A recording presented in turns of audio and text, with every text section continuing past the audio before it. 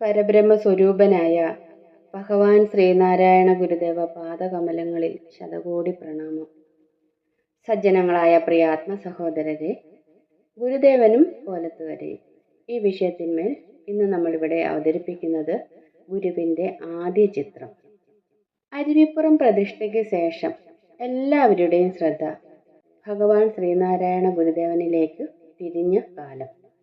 ആ സമയത്താണ് കോലത്തുകരയിൽ ദേവി വിഗ്രഹത്തെ എടുത്തു മാറ്റി ഭക്തർക്കായി ശിവനെ പ്രതിഷ്ഠിച്ചു നൽകിയത്. ആ മഹാഗുരുവിനെ ഒന്ന് നേരിൽ കാണണമെന്ന ആഗ്രഹം എല്ലാവർക്കും ഉണ്ടായി. തൃപ്പാദങ്ങൾ കോലത്തുകരയിൽ വരുമ്പോൾ ഒരുവാതിൽ കോട്ടയിലെ പുളിവിളാവത്ത് വീട്ടിലെ മാനേജർ നാരായണന്റെ വസതിയിൽ പോകുമായിരുന്നു. ആക്കുളം കായലിൽ കടത്തുവഞ്ചി കയറി വേണം അവിടേക്ക് പോകേണ്ടത്. ഒരു ദിവസം തൃപ്പാദങ്ങൾ യാത്ര ചെയ്തിരുന്ന ആ കടത്തുവഞ്ചിയിൽ ഒരുവാതിക്കൽ കോട്ട കുഞ്ഞികൃഷ്ണക്കുറുപ്പ് എന്നു പേരായ ഒരു ചിത്രകാരനും വഞ്ചിയിൽ കയറുകയുണ്ടായി. തൃപ്പാദങ്ങളെ കണ്ട മാത്രയിൽ തന്നെ ആ ചിത്രകാരന് ഭഗവാനെ മനസ്സിലായി. അദ്ദേഹം തൃപ്പാദങ്ങളുടെ പാദങ്ങളിൽ തൊട്ടു വണങ്ങി. ദിവ്യത്വം തുളുമ്പുന്ന ആ മുഖം കുഞ്ഞികൃഷ്ണക്കുറുപ്പിനെ വല്ലാതെ ആകർഷിച്ചു. അങ്ങനെ ഒരു ദിവസം സ്വാമി തൃപ്പാദങ്ങൾ അരുവിപ്പുറത്ത് ഉണ്ടെന്നറിഞ്ഞ് തൃപ്പാദങ്ങളെ കാണുവാനായി പോയി. ആ ദിവസം അദ്ദേഹം അവിടെ അരുവിപ്പുറത്ത് തന്നെ തങ്ങി. തൃപ്പാദങ്ങളിൽ വല്ലാതെ ആകർഷണീയനായ അദ്ദേഹം വലിയൊരു ഗുരുഭക്തനായി തീർന്നു. എങ്ങനെയെങ്കിലും തൃപ്പാദങ്ങളുടെ മനോഹരമായ ഒരു ചിത്രം വരയ്ക്കണമെന്ന അടങ്ങാത്ത ആഗ്രഹം ചിത്രകാരനിൽ ഉടലെടുത്തു. അതിന് പ്രകാരം പിറ്റേ ദിവസം തന്നെ വീട്ടിലേക്ക് മടങ്ങി ചിത്രം വരയ്ക്കാൻ ആരംഭിച്ചു. ഏതാനും ദിവസങ്ങൾ കൊണ്ട് തന്നെ ചിത്രം വരച്ചു തീർത്തു. എന്നാൽ ആ ചിത്രത്തിൽ അദ്ദേഹം ഒട്ടും തൃപ്തനായില്ല. വീണ്ടും വീണ്ടും എത്ര ശ്രമിച്ചിട്ടും അത് തന്നെയായിരുന്നു ഫലം. അദ്ദേഹം കണ്ണുകൾ അടച്ച് തൃപ്പാദങ്ങളെ മനസ്സിൽ ധ്യാനിച്ചു. ഇനി ഗുരുവിനെ നേരിൽ കണ്ട് അനുവാദം വാങ്ങിയതിന് ശേഷം വരയ്ക്കാമെന്ന് അദ്ദേഹം തീരുമാനിച്ചു. അങ്ങനെ ഒരു ദിവസം തൃപ്പാദങ്ങൾ കോലത്തുകരയിൽ വിശ്രമിക്കുന്നു എന്നറിഞ്ഞ് ആ ചിത്രകാരൻ അവിടെ എത്തി.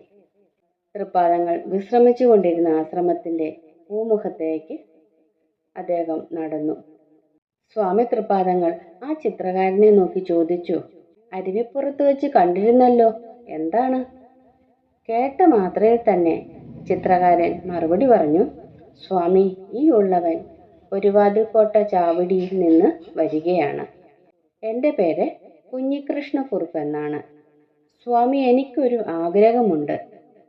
തൃപ്പാദങ്ങൾ, "എന്താണ് ആഗ്രഹം?" ചിത്രകാരൻ, "എനിക്ക് സ്വാമിയുടെ ഒരു ചിത്രം വരയ്ക്കണമെന്നുണ്ട്." സ്വാമി തൃപ്പാദങ്ങൾ, "ഓഹോ, കൊള്ളാമല്ലോ, അതിനെന്താ വേണ്ടത്?" ചിത്രകാരൻ, "സ്വാമി, അവിടുന്ന് ചിത്രം വരയ്ക്കുന്നതിന് അനുയോജ്യമായ രീതിയിൽ ഒന്നിരുന്ന് തന്ന് ചിത്രം വരയ്ക്കുന്നതിനുള്ള അനുവാദമേകി എന്നെ അനുഗ്രഹിക്കണം." ഭക്തിപൂർവമായ അദ്ദേഹത്തിൻ്റെ അപേക്ഷ കേട്ട് സ്വാമി തൃപ്പാദങ്ങൾ ചോദിച്ചു, "അതിന് നാം ഇപ്പോൾ ഇരിക്കുന്ന ഈ രീതി മതിയാകുമോ?" "മതി സ്വാമി, മനോഹരമായിരിക്കുന്നു." അന്ന് തൃപ്പാദങ്ങൾ പതിവിന് വിപരീതമായി നിലത്ത് വിരിച്ച വിരിപ്പിൽ അർദ്ധപദ്മാസനത്തിൽ ഇരിക്കുകയായിരുന്നു.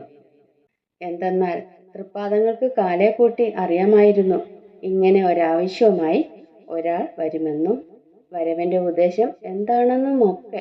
ചിത്രകാരൻ അപ്പോൾ തന്നെ തൃപ്പാദങ്ങളുടെ രേഖാചിത്രം വരച്ചെടുത്തു. സ്വാമി തൃപ്പാദങ്ങളുടെ അനുവാദത്തോടു കൂടി ചിത്രം പൂർത്തിയാക്കുന്നതിന് വേണ്ടി തിരിച്ചു പോകുകയും ചെയ്തു. ചിത്രകാരൻ തൻ്റെ ജീവിതത്തിൽ കിട്ടിയ ഏറ്റവും വലിയൊരു സൗഭാഗ്യമായി തന്നെ ഇതിനെ കണ്ടു. ചിത്രം തൻ്റെ ജീവിതത്തിലെ ഏറ്റവും മികച്ച ഒന്നായിരിക്കണം. ഭാവിയിൽ തൃപ്പാദങ്ങളെ കണ്ട് സായുജ്യം അടയുവാൻ ഈ ചിത്രം ഉപകരിക്കണം.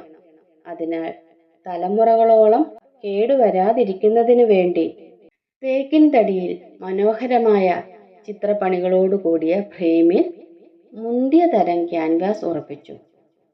അതിൽ ചിത്രം വരയ്ക്കാൻ ആരംഭിച്ചു. ഏതാനും ദിവസങ്ങൾ കൊണ്ട് ചിത്രം വരച്ചു തീർത്തു. എന്നിട്ട് അദ്ദേഹം മാറി നിന്ന് എണ്ണച്ചായ പടത്തിൽ സൂക്ഷിച്ചു നോക്കി. ചിത്രകാരൻ തന്നെ അത്ഭുതപ്പെട്ടുപോയി.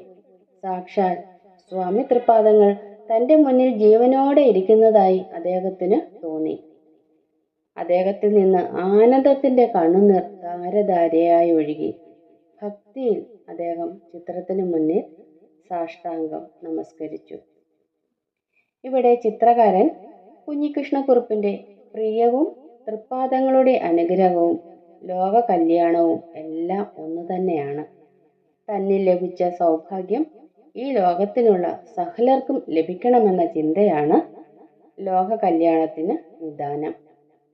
എൻ്റെ പ്രിയവും അന്യൻ്റെ പ്രിയവും ഒന്നു തന്നെ എന്നുള്ള ചിന്തയിൽ നിന്നു വരുന്ന എല്ലാ കർമ്മങ്ങളും ഉത്കൃഷ്ടമാകുന്നു. സജ്ജനങ്ങളായ പ്രിയാത്മ സഹോദരരെ, ഇന്നത്തെ ഈ അവതരണം ഇവിടെ പൂർണ്ണമാവുകയാണ്. അടുത്ത ദിവസം ഇതിൻ്റെ തുടർച്ച. ഗുരുവും ശ്രീനാരായണ ധർമ്മം വിജയിക്കട്ടെ.